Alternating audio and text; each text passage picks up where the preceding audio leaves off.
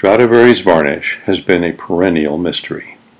In this presentation, we will look through a microscope at the varnish on one of his well-preserved violins, known as the Lady Harmsworth Stradivari of 1703.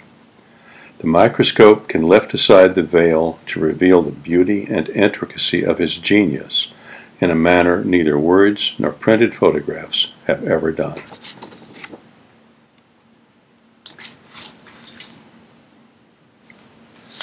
Harmonics are now being recognized as an influential feature shaping the universe without. The violin, as a harmonic resonator, can shape our emotional universe within. And the remarkable achievement of the classical masters is that, viewed microscopically, their varnishes also create a mirror image of the cosmos. There is no level of scale at which the violin does not give us something more than we have known in music apart from it. Hamlet said, "O God, I could be bounded in a nutshell and still count myself a king of infinite space." Written by Shakespeare around 1599, only 45 years before the birth of Stradivari, infinite space was just becoming thinkable to Europeans through the discoveries of Copernicus. The seeming contradiction between the tiny nutshell and the vast universe can be resolved for us if we recast that quote in Stradivari's words, "O God, I could be bounded in a bee sting and still count myself a king of infinite space." Let's travel across a beautiful corner of the Lady Harmsworth Stradivari and follow its bee sting into an unexpected infinity. In English, the purfling of a violin refers to the three narrow strips of wood, black, white, black, that are inserted around the edge of the body and meet in the corners in a mitre which, when extended, resembles the bee's thin stinger at the end of its tail. The watchwords of beautiful sculpture are flow and connection. This belly corner blends the solidity of the wood to the fluidity of the curve Stradivari has chosen. It embodies the aesthetic Giobotto Marassi expressed for all Italian violins in his phrase, "La bella plasticità." The beautiful plasticity is masterfully expressed in the smooth rounding of the edges, the parallel curves of the purfling at the outer edges, and the flow over the end of the corner. To some extent due to wear, that feature is visible in all 8 corners of the Harmsworth, and suggests that Stradivari himself rounded them. No visual element interrupts the flow of these shapes, so they connect to one another seamlessly. Even the highlights on the upper edges and the outer face of the corner emphasize the liquid varnish, which itself still appears to flow over the surface. The bee sting where the 2 strips of purfling converge in the corner is neatly executed, but does not end where the wooden purfling ends. A knife cut extends the bee sting considerably farther out toward the end of the corner. The cut follows the curve of the upper purfling strip and emphasizes its slight deflection downward from the center of the corner, a stylistic nicety rarely followed by earlier Cremonese makers. Many mysteries lie hidden in this back corner. That which is not mysterious is the same graceful handling of materials and curves we saw in the belly corner. The wood is maple rather than spruce, and its structure is no longer that of vertical growth rings, but a dizzying pattern of light semicircles rising up from a darker matrix. These natural circles echo the sculptor's curves in miniature and announce our theme. 3 observations before we proceed. There is a purfling asymmetry in the strip descending from the top. The left black strip is almost twice as wide as the right strip. Had you already noticed it? There is a white spot of something visible on top of the left black purfling strip. We will explore that with the microscope. And the reflected white line at the top of the purfling strip entering the corner from the left gives the clue that Strad used black wood, not ink, to create the strip. Our assumption would be that these strips are flat on top, having been finished with gouge and scraper. The varnish over them should then be itself a smooth layer, just as it appears to be on the surrounding maple. Let's take a look. There is no lack of skill in the creation of this miter, but an almost amusing lack of uniformity and condition in the widths of the black strips. The very thin knife cut is a flawless and delicate grace note, whose red-brown accumulation of varnish extends the colors of the black purfling, which are alternately black and red-orange. The reflected white light reveals that the surface of the purfling is not really flat at all, but mountainous, with plenty of varnish following its topography. The lower right part of the photo reveals maple from which the varnish has been worn away. Its colors are yellow and a rust red, which is accumulated in the pits in the wood. This is evidently neither bare wood, nor untreated wood, nor even dirty wood. Looking more closely at the bee sting, many additional features become apparent. The myriad white reflections indicate that the surface is granular rather than smooth in texture. The yellow between the black purfling strips is varnish coating the white wood of the miter. It is composed of many bright but small points of light rising above darker and shadowed zones. The orange varnish on the wood outside the purfling is full of colored particles, the largest ones being red, with smaller yellow particles and one triangular-shaped dark green crystal in the center of the picture, just below the lower black purfling strip. Fascinating as these details are, and a source of curiosity for the varnish makers among us, the photo as a whole could be something not of this world at all, but a cosmic cloud seen through a powerful telescope. Enjoy the beauty of this sight. Few people have ever seen it before or even dreamed it was there. This bee sting will shortly make us kings of an infinite space. Hamlet also said, "There are more things in heaven and earth than are dreamt of in thy philosophy, Horatio." Who could have dreamt that this was awaiting us? A space of such mystery we cannot distinguish whether we are floating or swimming, but it is certainly no woodwork we ever crawled into before.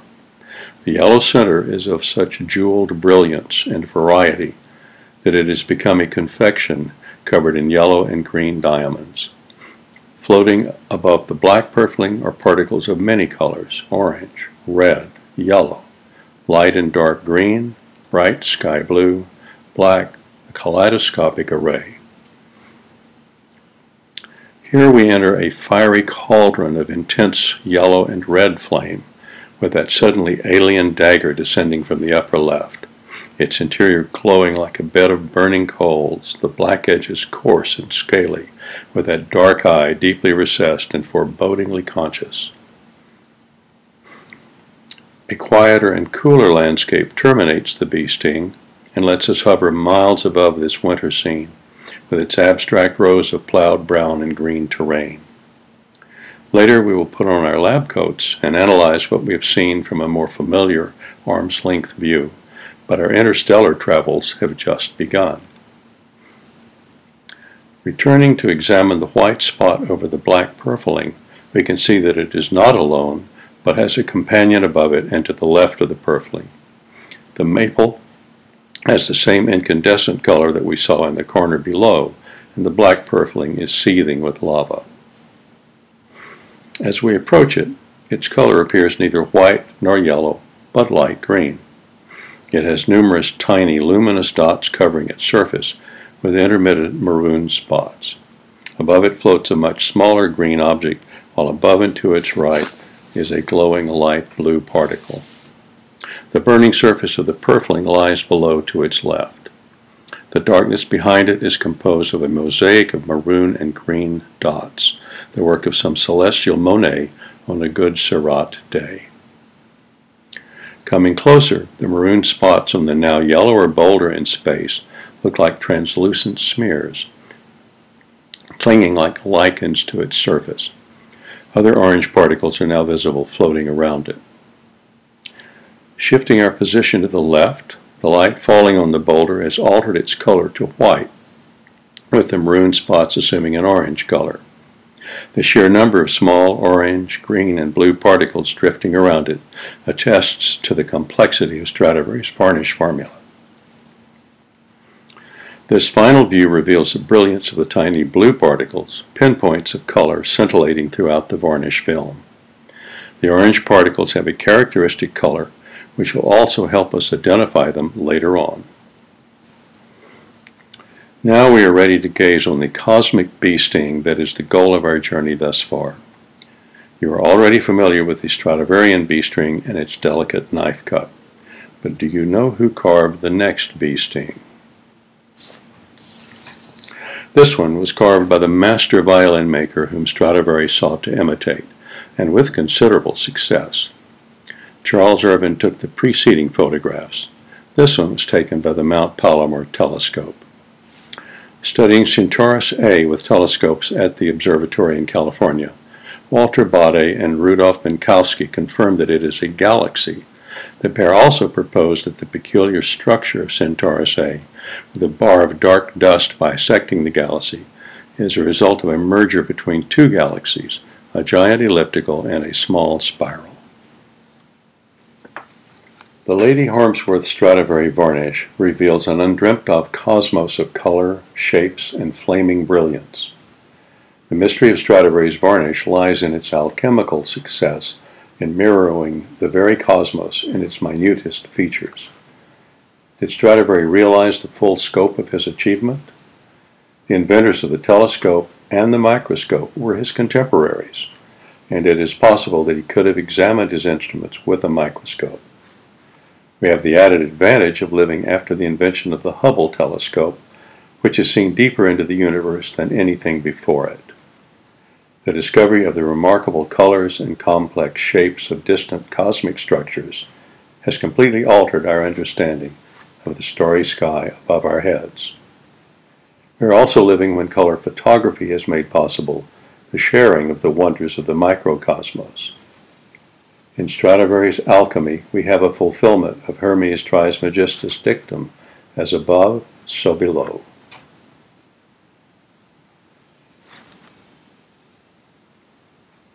The host galaxy of gamma ray burst 971214.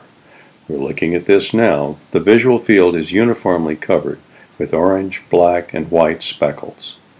Occasional white nebulae shine in the midst of the speckles. This resembles a varnish film full of small color particles. The Harmsworth did not have uniformly distributed black particles in its varnish. Otherwise, it bears a resemblance to the Hubble photograph, its red fields of color converging to imitate the uniformity of the galaxy. The irrepressible, brilliant yellow background shines through even the most determined red cloak, while the few black particles, unlike those in the galaxy, are stray dust motes caught in the upper layers of the varnish. This photograph is a gorgeous Impressionist painting, a Monet abstract of purple, green, beige, and light maroon. There is a very liquid flow of color among the clouds. It is, however, a photograph of a dust storm on the surface of the planet Mars.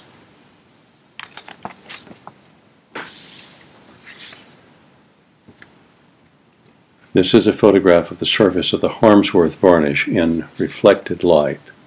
The color was unexpected.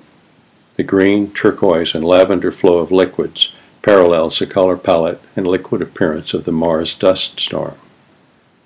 The Harmsworth surface strongly suggests a pattern formed as water flows across a shallow stream bed.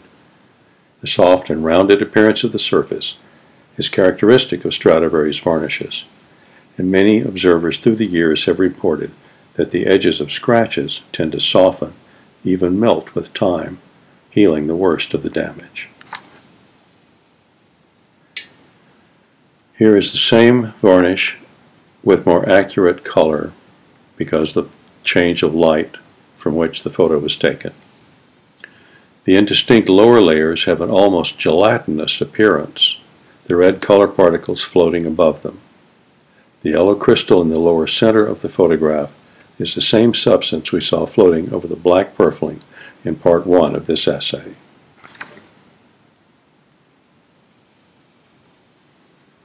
This fireburst nebula is in the shape and the colors of a true pyrotechnical explosion. As the Hubble authors explain, resembling an aerial fireworks explosion, this dramatic NASA Hubble Space Telescope picture of the energetic star WR124 reveals it is surrounded by hot clumps of gas being ejected into space at speeds of over 100,000 miles per hour.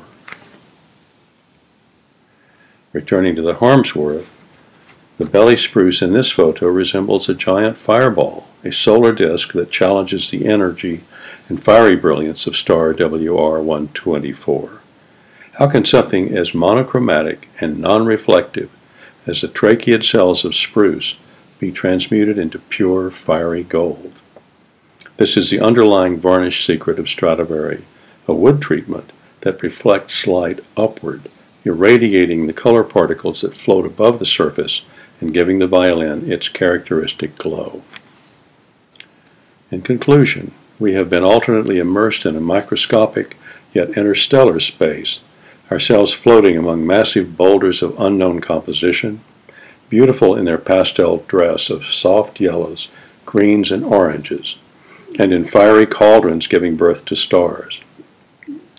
Stradivarius purfling strips are irregular in width and surface, but pulsing with a glowing energy that only a celestial collision of galaxies could hope to equal. If we return from this voyage to face the daunting task of trying to imitate his fiery accomplishment, our means of discovery are limited to what our eyes can tell us. Stradivari left behind no certain written record of his formula or procedures, and we, more than 2.5 centuries later, have only his remaining instruments to guide us back toward his distant world, his prolific workshop, and his brilliant mind. Shall we accept the challenge? The Lady Harmsworth Stradivari of 1703 was created during Stradivari's golden period, which spanned the years 1700 to 1724. It exemplifies his skill and aesthetic development at the peak of his career. Covered in a splendid red varnish, it is an excellent instrument for us to study. Our entry point is an area of damage to the rib varnish caused by a shoulder rest. That allows us to see through a piece of displaced varnish and discover its texture and contents. These regrettable dings to the rib varnish caused by the metal foot of a shoulder rest have a golden lining for us, as we can walk around inside them by means of our microscope and see things few humans have ever seen so directly.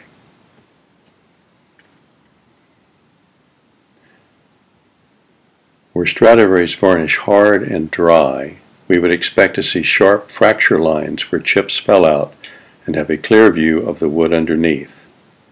Instead, this area shows no straight fracture lines at all, only zigzag shapes and a soft and amorphous center of remaining varnish. The central mass of varnish resembles a golden dog, its forepaw extended downward toward the right. We are looking directly at the forepaw in this photo. What we see is no ordinary varnish. We are treated to an amazing display of points of colored light: lavender, pink, green, brilliant white, deep maroon in the shadows. The surface is covered in colored beads, not a single area of smooth varnish nor a single sharp line. We have encountered Monet and Seurat again. In this extraordinarily vivid photo, we see exactly what the varnish film looks like when separated intact from the wood. Resembling the head of a seahorse, this lifelike creature, staring at us through its turquoise eye and camouflaged with red and lavender particles embedded in its glistening skin, is certain it will charm us within range. The texture is almost rubbery and delicious to contemplate.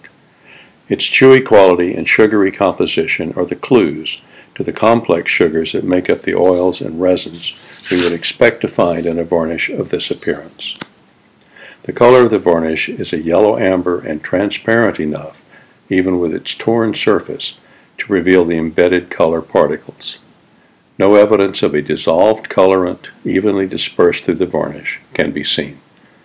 Stradivari achieved the warm red color we see when looking at the violin by stirring 4 or 5 differently colored particles into his varnish medium.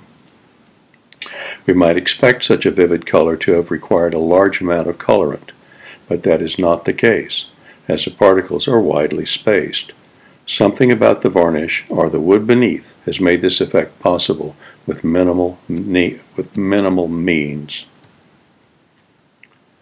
When viewing the Harmsworth wood under a microscope, one is struck by the liquid appearance of the cell structures, swimming in a honey-like bath that renders the normally opaque cells translucent to the point of dissolving. There is a varnish-like something penetrating the wood and permitting light to flow around the structures.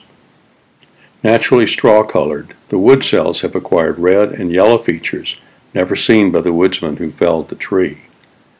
As we have already noticed in other photographs of the Harmsworth varnish, the light is brilliant to the point of incandescence, resembling molten metal.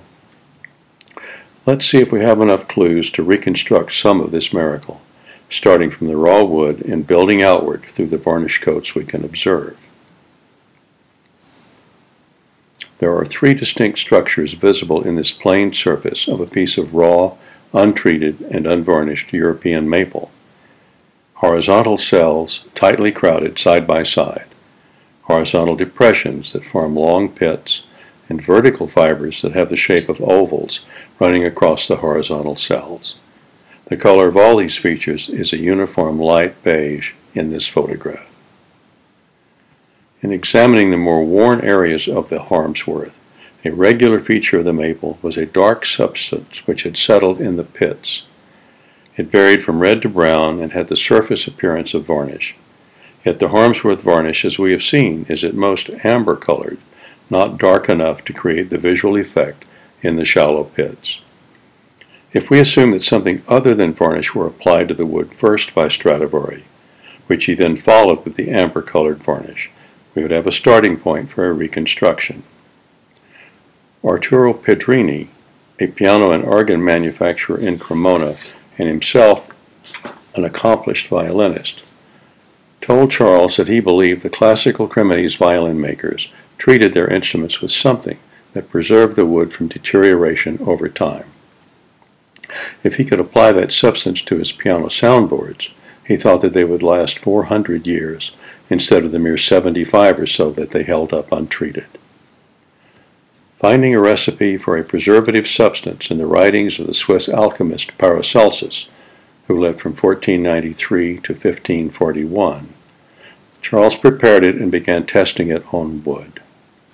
Paracelsus had written that it could be used to treat wood and rope on sailing ships exposed to salt water. As it was not a varnish, Charles reasoned that it could penetrate the surface of island wood and protect it from aging. Upon later taking the photos of the Harmsworth presented here, Charles recognized a favorable comparison and offers that to you now. In this first photo, the subvarnish has filled in the pits, but has not strongly altered the color of the raw maple. Once a coat of amber-colored varnish was applied over this sample, the transformation began. The first varnish coat has given a yellow cast to the wood, with a growing red shadow developing in the ovals. The tiny cells that rise up from the ovals are now visible against the red background, much like those in photo number 5 above, which was taken with a higher magnification than this one. Now, with 2 coats of varnish over it, the wood's appearance has reddened considerably, neither coat having any red coloring matter added to it. The contrast between the dark pits and the surface has diminished as the surface became redder. In this view of the Harmsworth varnish, the dark pits are prominent, while the lighter surface has an intense yellow luster, dappled by the redder oval fibers. Individual cells now stand out clearly against the red background. In hue, it falls about midway between the Ervin sample with 1 coat applied and the sample with 2 coats applied.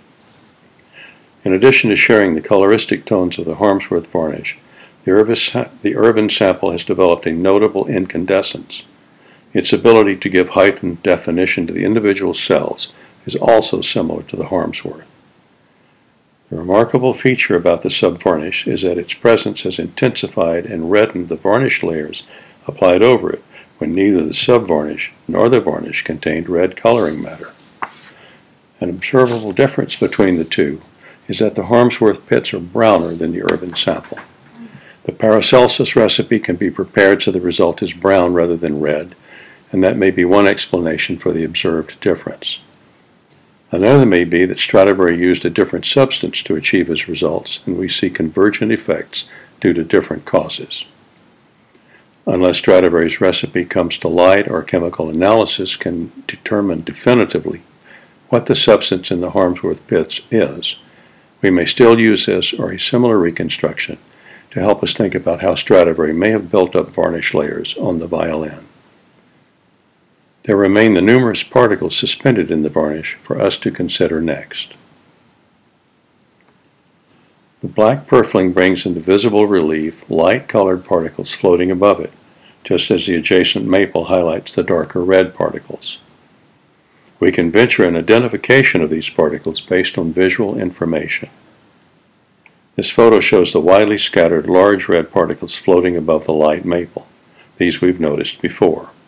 It also shows particles we've not paid attention to until now. These are the tiny orange particles flying like a meteor shower between the yellow particles and the surface of the black purfling. Let's begin with our old acquaintances, the yellow particles. Based on Count Cosio's Carteggio and accounts in artists' handbooks of the period, Ervin suspected that the yellow particles were orpiment, an inorganic yellow pigment used by Renaissance artists and, according to Cosio, by Carlo Ferdinando Landolfi, who lived from 1734 to 1787, a Milanese violin maker of the next generation after Stradivari.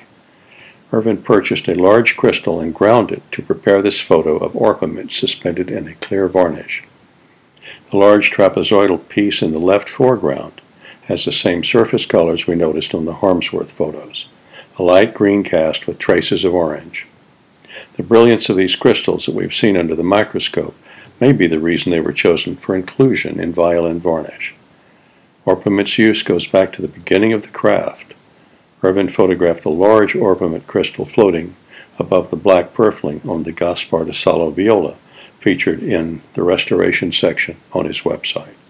The meteor shower of orange particles deserves our consideration next.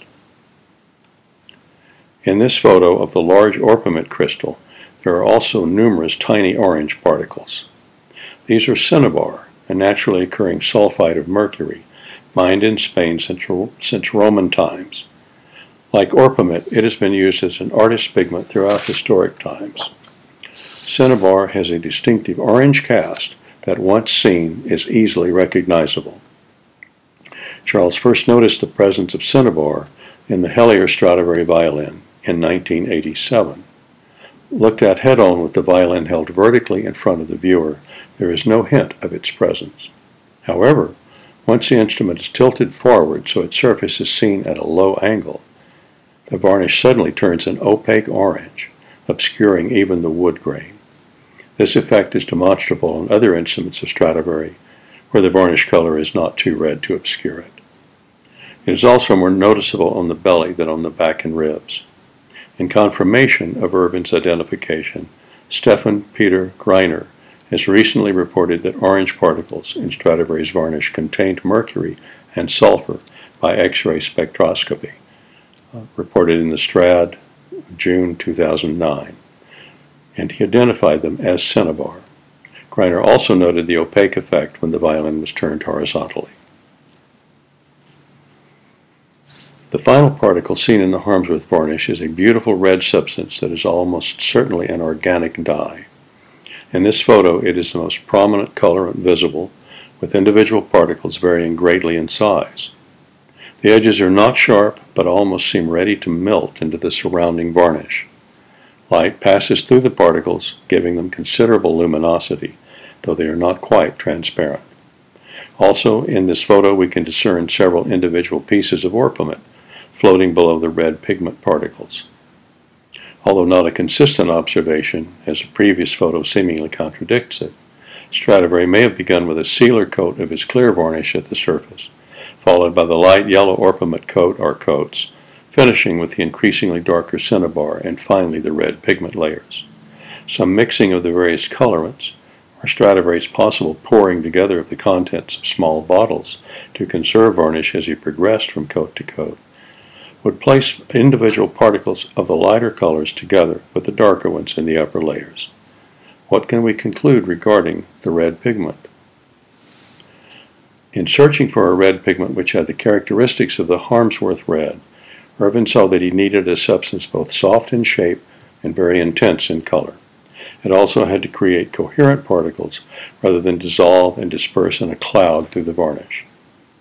Shown in this photo, Ervin's red sample has the characteristics specified from our observation of the Harmsworth. Coherent particles, soft edges, translucent, greatly varying size of particles, intense color. The luminous yellow background causes the red to vibrate with energy, a key feature that makes its counterpart in the Harmsworth such a strong colorant. In this sample, there is neither orpiment nor cinnabar, so that the red pigment could be clearly isolated. Sacconi favored an extract of madder root as the probable red colorant used by Stradivari.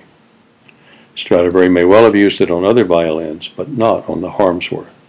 A photo of madder root, kindly supplied to Charles by Walter McCrone, will show the great difference between madder and the material Stradivari chose for the Lady Harmsworth. In this photo, the red coloring matter is globular, very translucent, almost ghost-like, a weak red without luminosity. What then did Stradivari use for the Harmsworth red? Ervin's guess is visually very close to the Harmsworth, but there is more than one possible source for this color. Charles used one of the two red options, which is cochineal, for this study.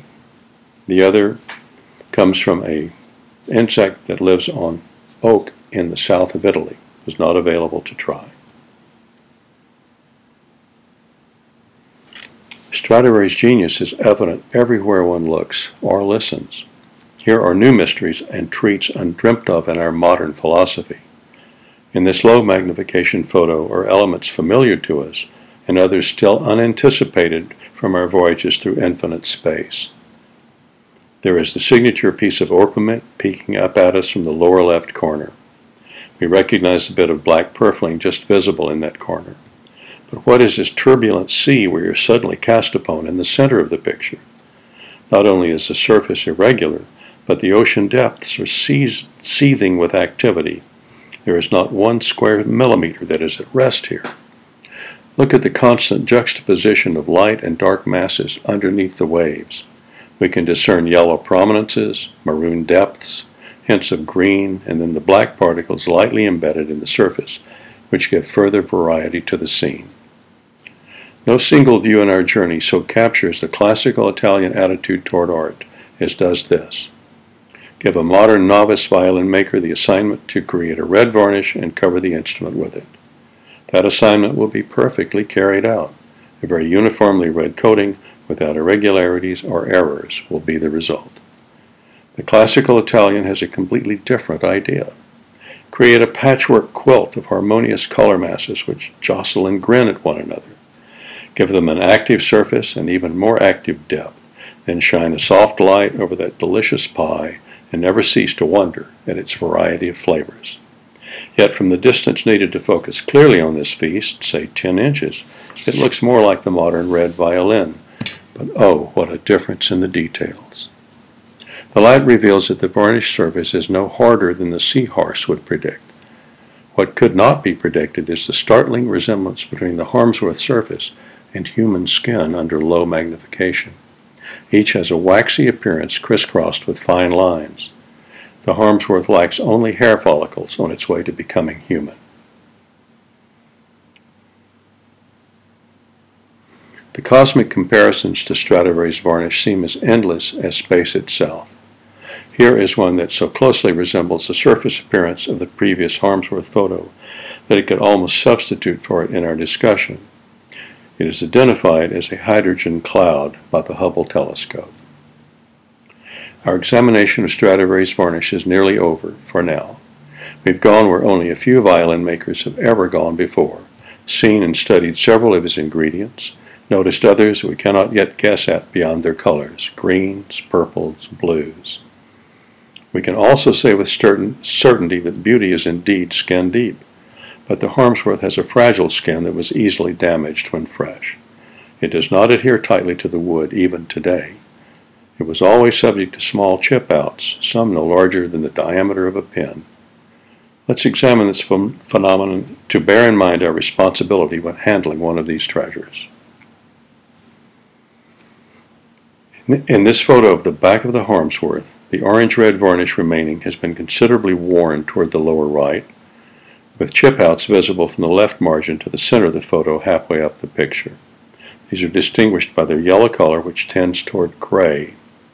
Yet in the lower right corner, the varnish has remained a bright yellow, though evidently worn almost to the wood. Besides the embarrassing fragility of the varnish, it has the paradoxical quality of restoring its yellow luster where it has been polished or rubbed, but gray where the depth of surrounding varnish has prevented the polishing from reaching the bottom of the chip. That gray may merely be dirt, or it could be oxidation, or even some particularly dark shellac which accumulated there but was rubbed off elsewhere. Let's close for now with another riddle, that of a possible wood treatment apart from or in addition to the sub-varnish mystery.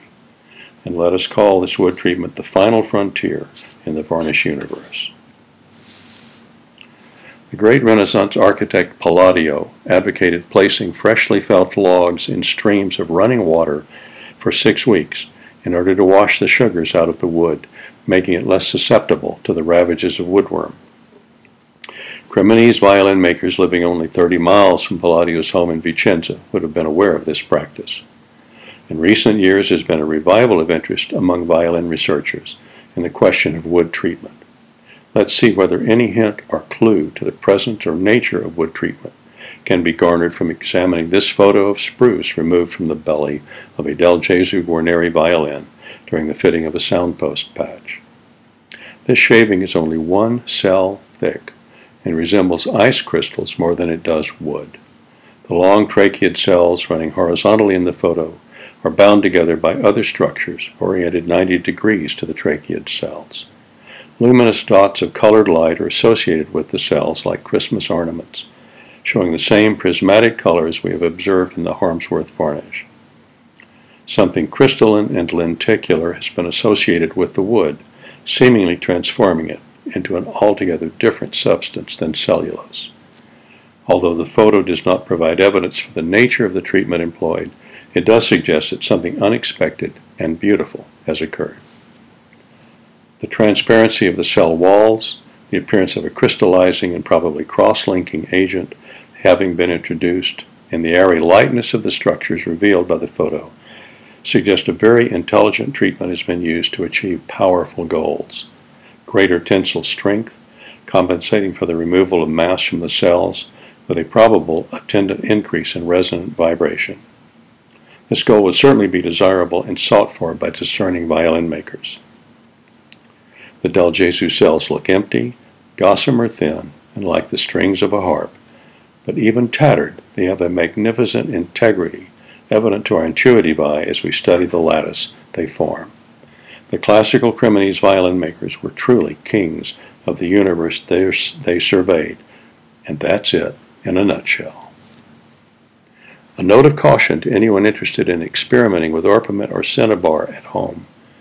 Both substances are poisonous in their dry powder state. Cosio reported that Landolfi wore a bandana while sanding orpiment varnish. You should take laboratory precautions in handling them. Avoid breathing or touching the powder if you grind it yourself. Once surrounded by varnish, their toxicity is greatly reduced.